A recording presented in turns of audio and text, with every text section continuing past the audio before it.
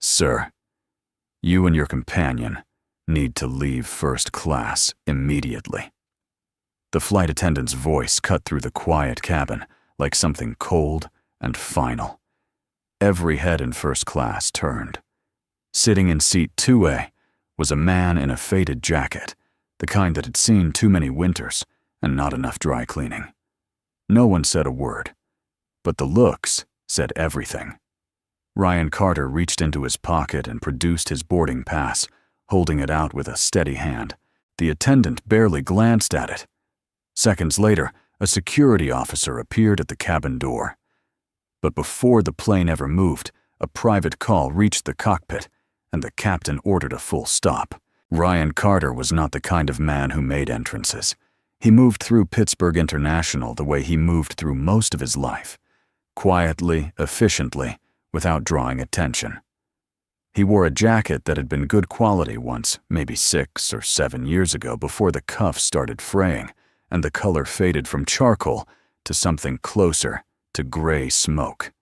He carried one roller bag and a backpack, and beside him walked Lily, his daughter, her small hand tucked into his with the ease of long habit. He had planned this trip for 4 months. Not the work part. The work in Seattle was routine, a consulting engagement with an airline safety program that had been on his calendar since January. It was the other part he had planned carefully, the part that required him to log into his frequent flyer account at 11:30 on a Tuesday night and count his miles 3 times before he believed the number. He had enough. 2 seats in first class round-trip Pittsburgh to Seattle. He had been saving those miles for 3 years without quite knowing what he was saving them for.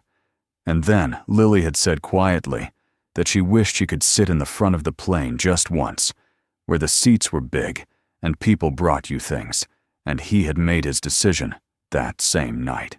He did not tell her until that morning. She had looked at the boarding passes, both of them printed on plain paper, because the Airline's app had been glitching, and asked him twice if he was sure. He told her he was sure. She had smiled in the careful way she sometimes smiled at good news, like she was testing whether it was real before she let herself feel it fully. That was 3 hours ago. Now they were at the gate, and the boarding announcement for first class had just come over the speaker, and Ryan picked up the backpack and told Lily it was time. The gate agent scanned their passes without comment and waved them through. The jetway smelled like recycled air and the staleness of early morning airports, and Lily stayed close to Ryan's side as they made their way onto the plane. The flight attendant at the cabin door, a woman in her mid-30s with her dark hair pulled back, precisely glanced at their passes and directed them left toward the first-class cabin. Her name tag read, Olivia Harper. Ryan found their seats without difficulty, row 2 seats, A, and B, window and middle. He lifted the roller bag into the overhead bin, settled the backpack under the seat in front of him, and sat down. The seats were wide, and the leather was soft, and he thought briefly that the miles had been worth it. Lily pressed her face close to the window and looked out at the tarmac. The cabin was filling steadily. Most of the passengers boarding first class had the ease of people who did this regularly. They moved without looking at seat numbers, stowed their bags in the practiced motion of long routine, settled into their seats, and opened laptops, or pulled out headphones before the cabin door was even closed.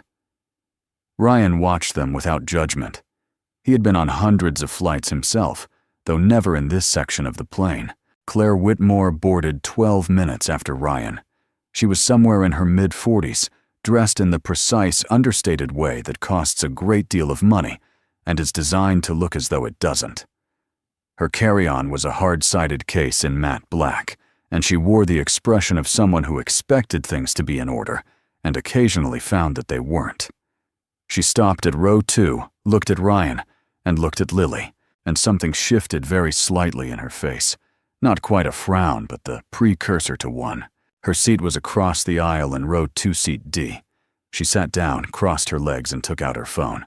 But Ryan noticed that she did not look at her phone. She was looking at him. He did not react. He had learned over 38 years of being a man who did not fit the image people expected in certain rooms, that reacting rarely helped. He turned toward the window and said something quiet to Lily about the runway markings, because she had asked. Claire called Olivia over approximately 4 minutes later. Ryan could not hear the full exchange from where he sat, but he caught fragments enough to understand the shape of it. Something about the seats.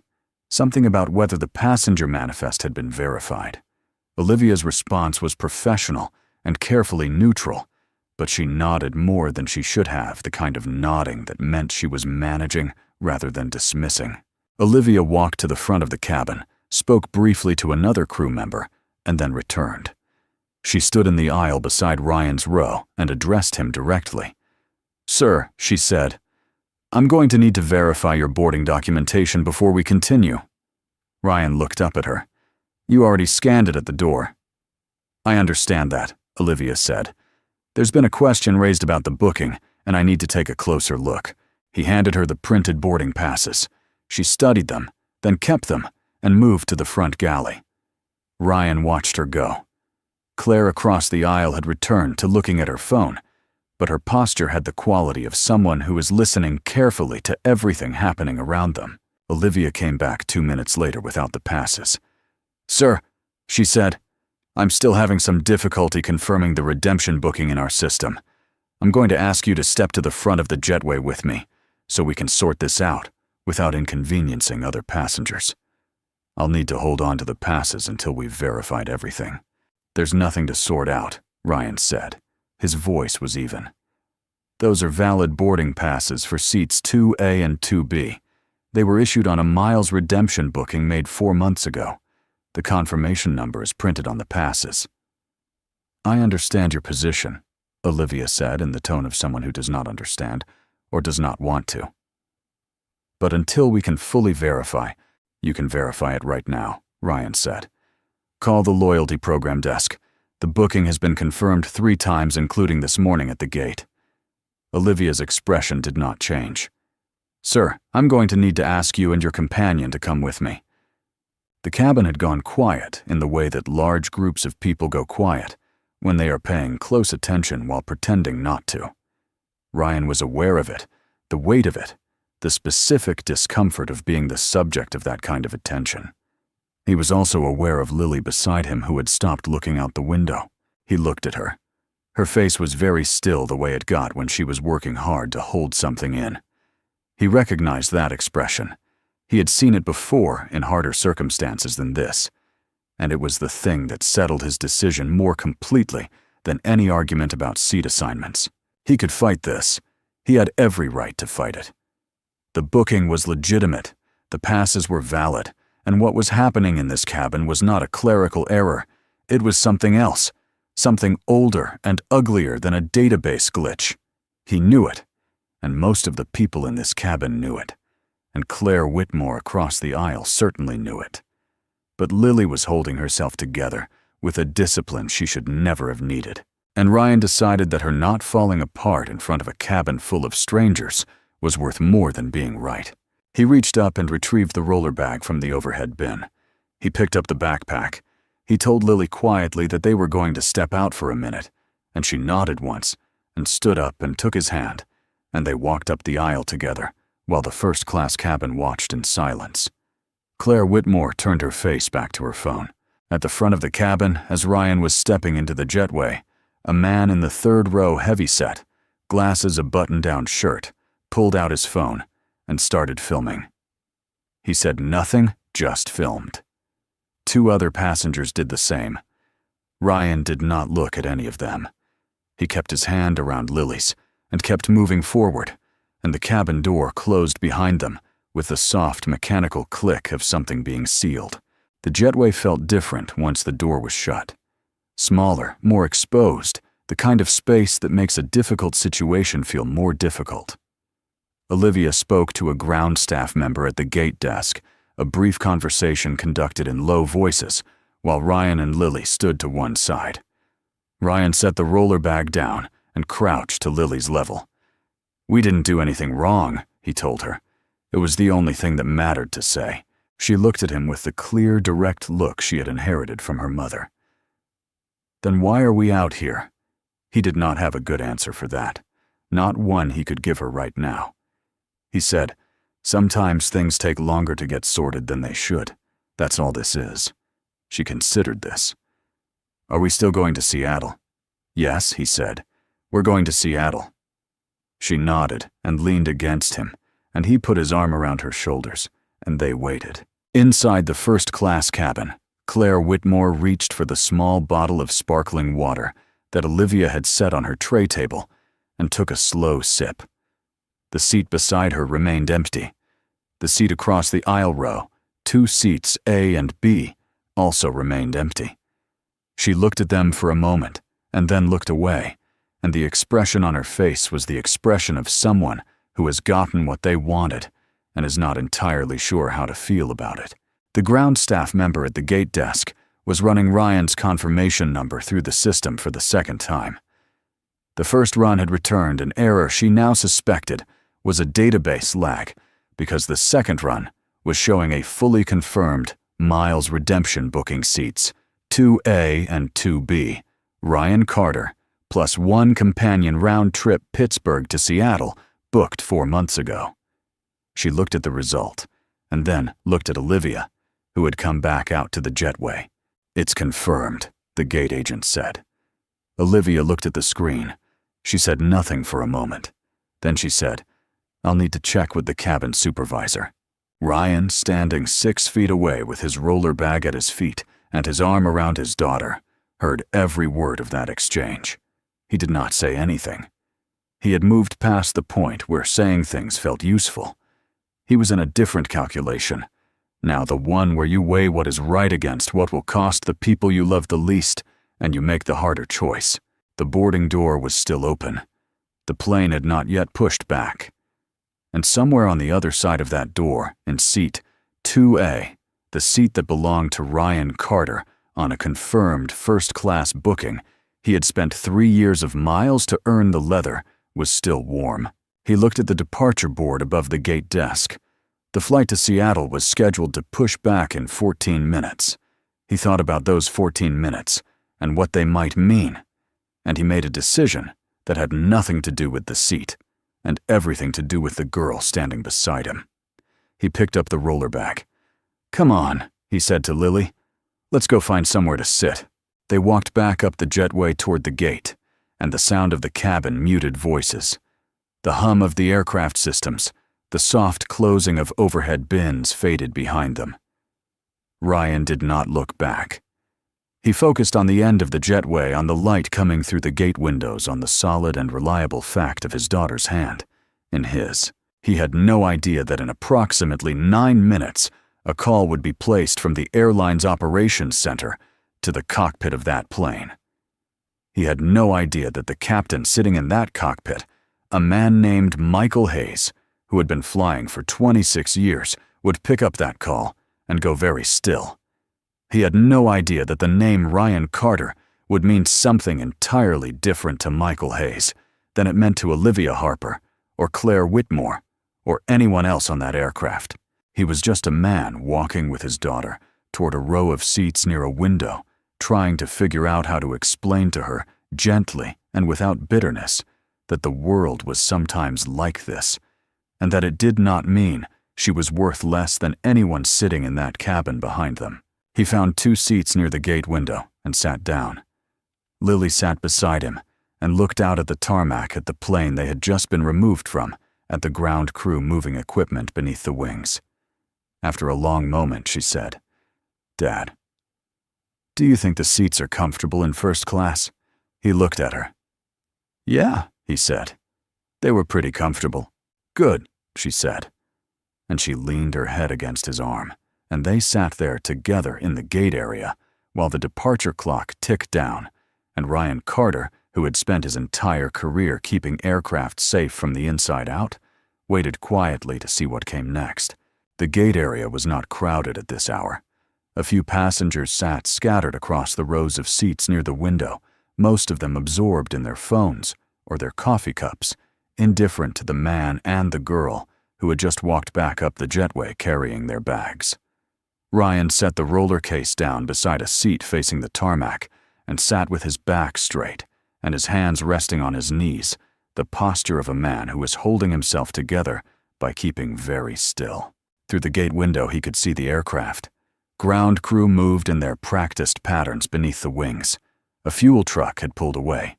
The plane was close to ready, and Ryan understood in the practical part of his mind that never fully stopped working that the window for boarding was nearly closed. He was not thinking about the seat anymore. He was thinking about Seattle, about the consulting work waiting for him there, about whether he could get Lily something decent to eat in the terminal before they figured out what flight they were actually going to be on. These were the thoughts he allowed himself. The other thoughts, the ones about what had just happened in that cabin, about the faces of the passengers who had watched him walk out, about the expression on Claire Whitmore's face.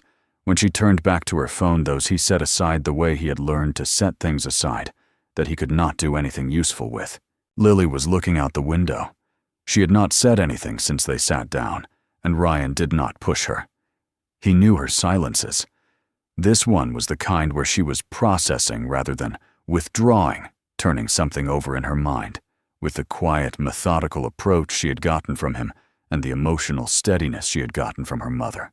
At the gate desk, the agent who had run Ryan's confirmation number was still at her station. She was on the phone now, speaking in a tone too low to carry across the gate area, her eyes moving between her screen and the jetway door. Ryan noticed this without fully registering it. His attention had shifted inward. The departure board above the desk showed 9 minutes to scheduled pushback.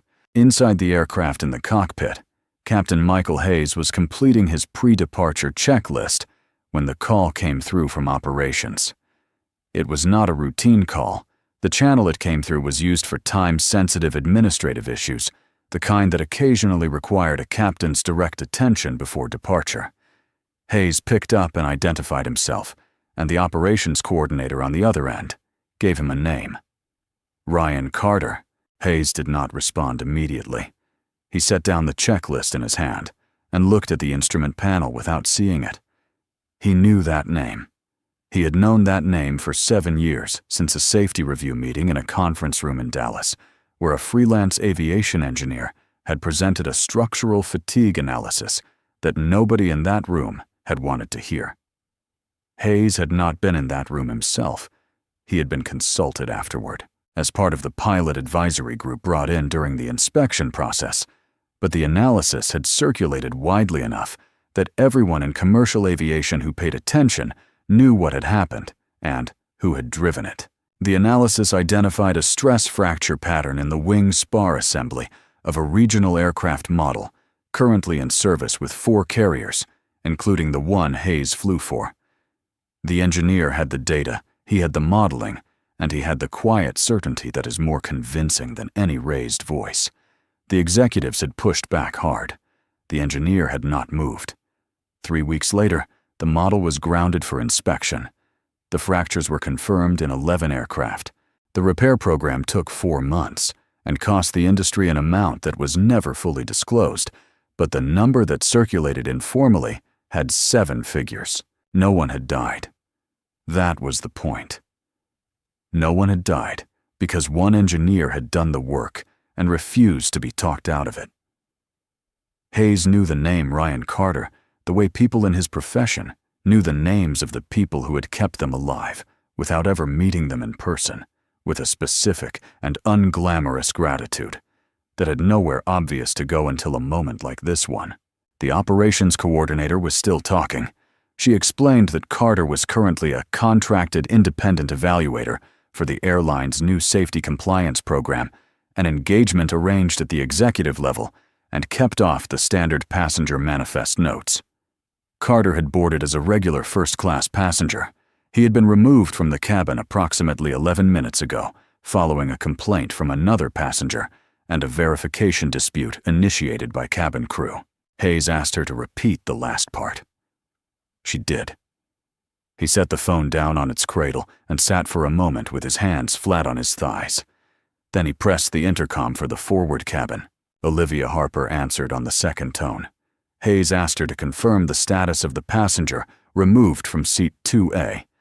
She confirmed that the passenger and his companion were currently in the gate area, that their booking had been verified as legitimate after they had already been escorted off the aircraft, and that the situation was, in her words, being assessed by the ground supervisor. Hayes asked her what being assessed meant in practical terms. Olivia said she was not certain. Hayes told her he would be stepping out of the cockpit and to hold the cabin. He did not explain why. He was a 26-year captain, and he did not need to explain why. Back in the gate area, Ryan had made a decision.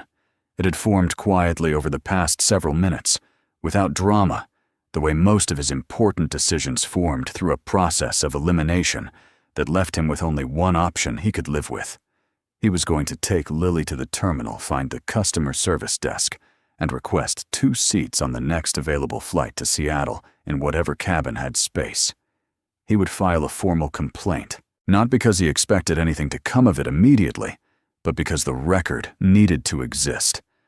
And he would not tell Lily what the complaint was about, or why he was filing it, because she did not need to carry that. He reached down for the roller bag handle and looked at Lily. "Ready to go find some breakfast?" Before she could answer, the jetway door opened. The man who came through it was in his early 50s, broad-shouldered in full captain's uniform, 4 stripes, the posture of someone accustomed to being the final authority in any room he entered. He looked around the gate area with the efficient scan of a man who knows exactly who he's looking for, and his eyes found Ryan within 3 seconds. Captain Michael Hayes walked across the gate area and stopped in front of Ryan Carter and extended his hand. "Mr. Carter, my name is Michael Hayes. I'm the captain of your flight." Ryan shook his hand carefully, reading the situation without yet understanding it.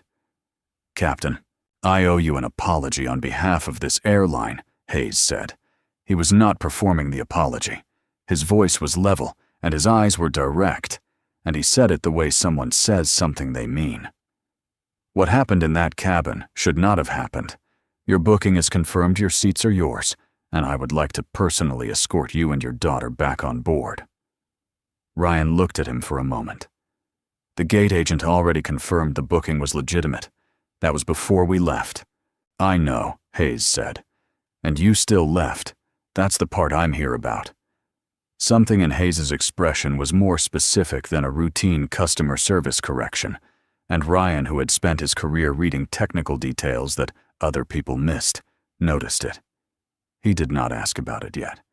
He looked at Lily, who was watching Hayes with the careful attention she gave to adults who surprised her. "What changed?" Ryan asked. "I know who you are, Mr. Carter," Hayes said. "Not from the booking. I know your work. The wing spar analysis, 7 years ago." The gate area was quiet. The departure board ticked to 7 minutes. Ryan Carter was a man who did not show much on his face when something landed hard. This was one of those moments. He looked at Hayes and understood what the captain was saying, and the understanding moved through him in a way that was difficult to name. Not vindication exactly, not relief, something quieter and more complicated than either of those things. "That was my job," Ryan said. "Yes," Hayes said. "It was. And what happened to you on that aircraft today is not how this airline treats the people who do that job, or any job. I want to fix it." From inside the jetway, a ground supervisor appeared at the doorway. She was in her 30s, carrying a tablet, and her expression was that of someone managing a situation that had moved outside the lines she was trained to handle. She addressed Hayes directly. "Captain, I need to advise that a departure delay at this stage is going to require an incident report, and I'm aware," Hayes said without turning around. "The operations center is asking for an ETA on pushback, and they're going to need a reason for the hold. If we go past, tell them the captain is handling a passenger matter and will update them shortly." Hayes still had not turned around. His attention remained on Ryan. The supervisor retreated to her tablet. Inside the first-class cabin, the hold was becoming noticeable. Passengers who had been settled and ready for departure were now aware that something was different. The boarding door had not closed. The crew was not in position. 2 passengers near the front were looking toward the jetway. Claire Whitmore had put down her phone. The man in row 3 who had filmed Ryan's exit was still holding his phone. The camera pointed at nothing in particular now. Olivia Harper stood at the forward galley and watched the open jetway door and felt the discomfort of someone who has made a decision that is beginning to reveal its full cost. In the gate area, Ryan had not moved from his seat. He was still holding the roller bag handle. He looked at Hayes, and then at Lily, and then back at Hayes, and he ran through the full calculation in a way that took less than 10 seconds, because he had already been running pieces of it for the past several minutes. Going back meant walking back into that cabin in front of every passenger who had watched him leave. It meant sitting across the aisle from Claire Whitmore for the duration of a 5-hour flight. It meant Lily spending those 5 hours in a seat she had already been told she did not belong in, surrounded by people who had watched her father be publicly questioned and escorted out. Ryan weighed all of this and found that it mattered, and he weighed it against what Hayes was offering, which was not just a seat, but something more specific, a correction made openly by someone with the authority to make it. And he found that that mattered too. He was deciding. Claire Whitmore inside the cabin was arriving at her own version of the same moment. She had been aware from the minute the hold began that things had shifted in a direction she had not anticipated. The captain coming off the aircraft was not something that happened in ordinary circumstances. The fact that he had left the cockpit 11 minutes before pushback to go to the gate area meant that whatever was happening was not a routine passenger dispute being handled by ground staff. She looked at the open jetway door, and something cold settled in her chest that was not quite guilt and not quite fear, but was related to both. She looked at the 2 empty seats in row 2, and then looked at her phone, and this time she did not look away from it, because she was listening. She looked away from it, because she did not want to see the seats. At the gate, Hayes was still waiting for Ryan's answer. Ryan stood up. He released the roller bag handle and straightened his jacket, the faded charcoal jacket that had seen too many winters and not enough dry cleaning, and he looked at the captain of the aircraft that was waiting for him and said, "All right." Hayes nodded once. Ryan looked at Lily. She was already on her feet, her expression carrying the same careful quality it had carried all morning, testing whether good news was real before allowing herself to feel it. Ryan picked up the roller bag and held out his other hand, and she took it. And they walked toward the jetway together for the second time that morning. The ground supervisor stepped aside. Olivia Harper at the forward galley watched the jetway door and waited. The aircraft was 8 minutes behind schedule. The operations center was sending a follow-up inquiry to the cockpit. 3 passengers in first class had their phones out. The boarding door was still open, and Claire Whitmore in seat 2D had stopped looking at her phone entirely. She was looking at her hands, and her expression was the expression of a person who has just understood fully, and without any remaining ambiguity, the exact shape of the mistake they have made. They walked back through the jetway in a different order than they had left it. Hayes went first, then Ryan, then Lily, and the ground supervisor followed at a distance, with her tablet held against her chest like something she needed to protect. The jetway felt shorter going back. Ryan noticed that. He did not know if it was the direction or the company, or simply the fact that this time he knew where he was going. The cabin door was still open.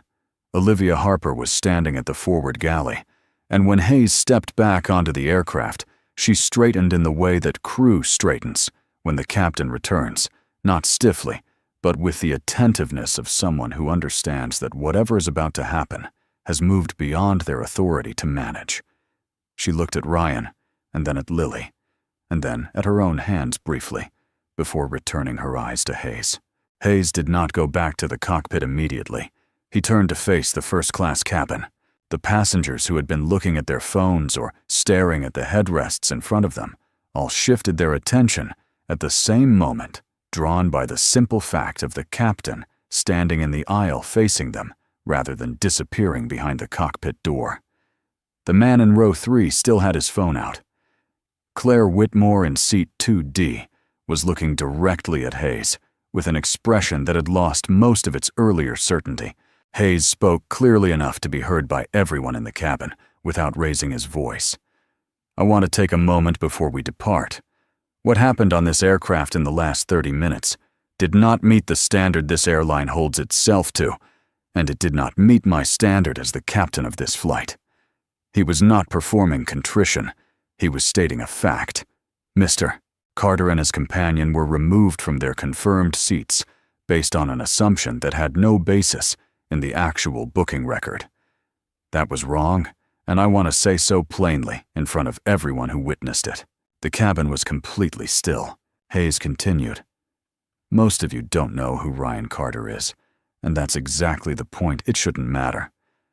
But I'm going to tell you anyway, because I think it's relevant to what happened here today." He looked at Ryan not for permission exactly, but with the consideration of a man who understands that someone else's story belongs to them.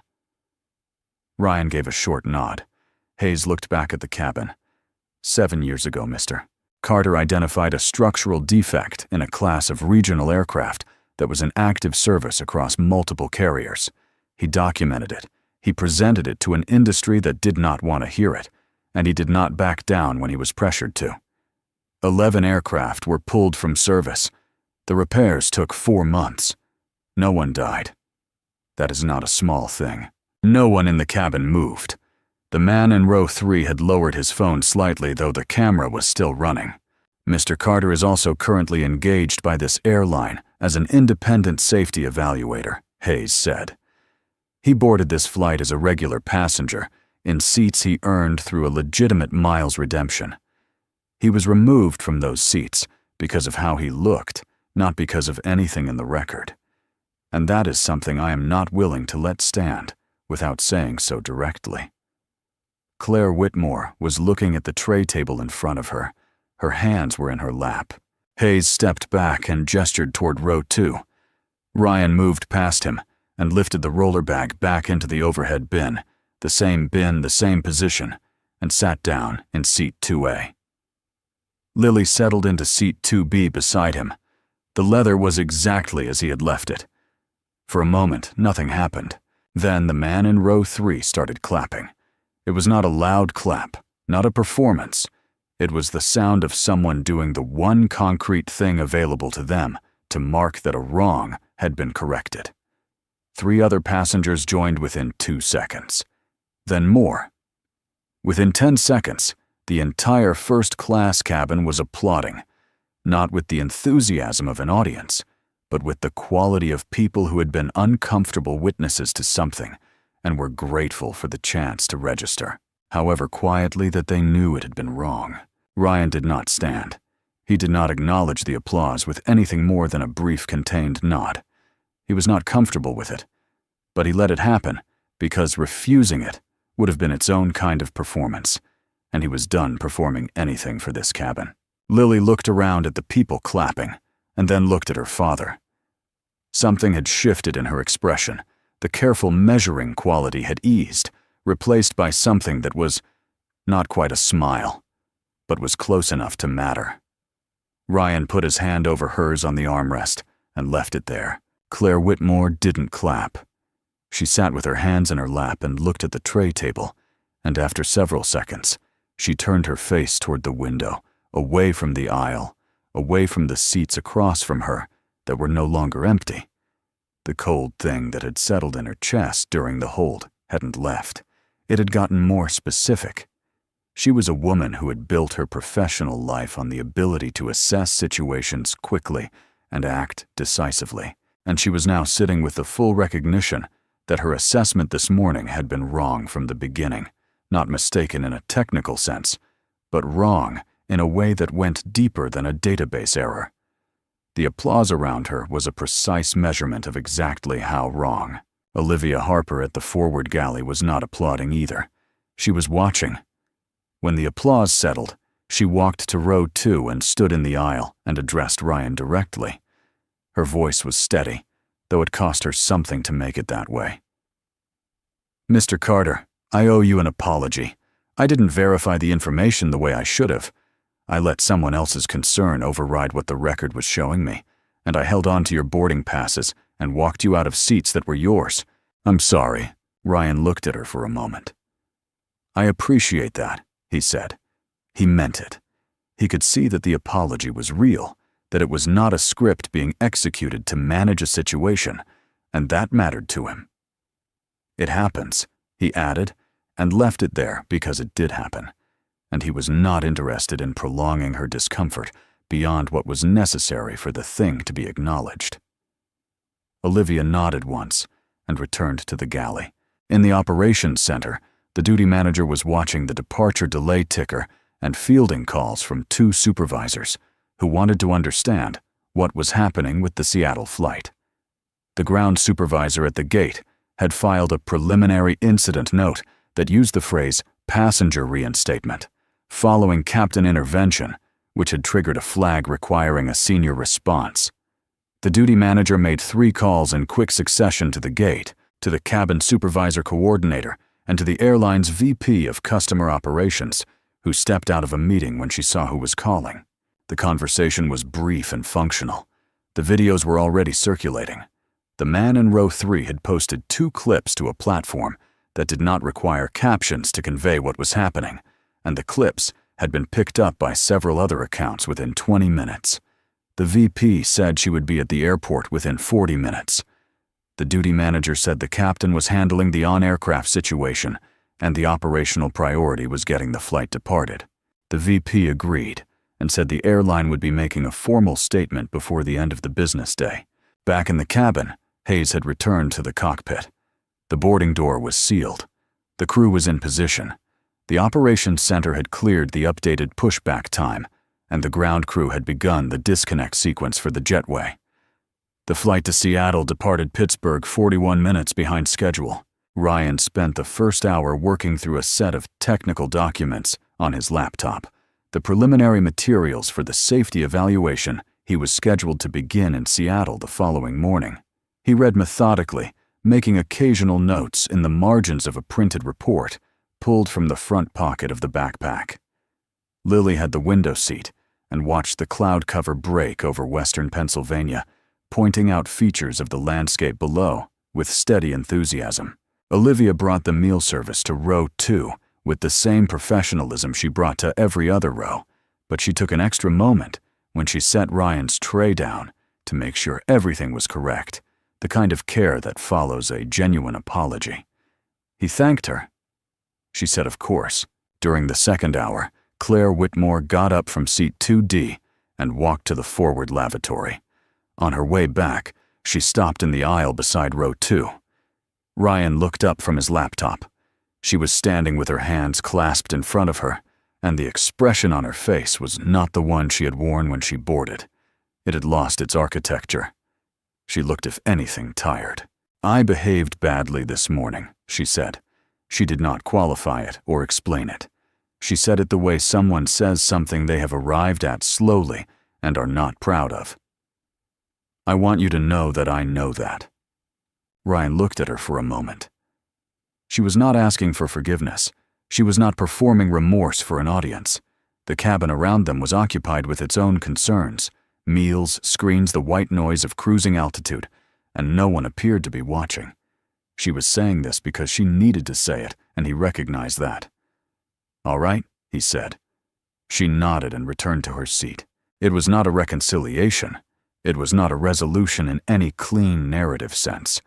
It was simply one person telling another person the truth about themselves without requiring anything in return. And Ryan thought, as he turned back to his documents, that it was probably the most honest thing Claire Whitmore had said all day. The flight landed in Seattle 22 minutes behind schedule. The delay partially recovered over the mountains, where the tailwind had been favorable. As the aircraft taxied to the gate, Hayes came over the intercom with the standard arrival information, local time, gate number, connecting flight guidance, and at the end of it, he added one line that was not standard. "Thank you for your patience this morning. Safe travels to all of you, and to Mr. Carter. Thank you for the work you do." The cabin was quiet for a moment after the intercom clicked off. Lily looked at her father. "He means you," she said. "Yeah," Ryan said. "He does." She thought about this. Because of the planes. The thing you found. Ryan had kept the details spare over the years, telling her only that his job was making sure aircraft were safe, not the full weight of what that sometimes meant. He looked at her now and decided she was ready for a little more of it. There was a problem with a type of aircraft, he said. A structural issue that could have been very serious. I found it before anything happened, and I made sure the right people knew about it. Did they listen the first time? No, Ryan said. Not the first time. But you kept going. Yeah, he said. I kept going. She looked out the window at the wet tarmac at the ground crew in their yellow vests, moving toward the aircraft. Is that why the captain came off the plane for you? Ryan thought about how to answer that accurately.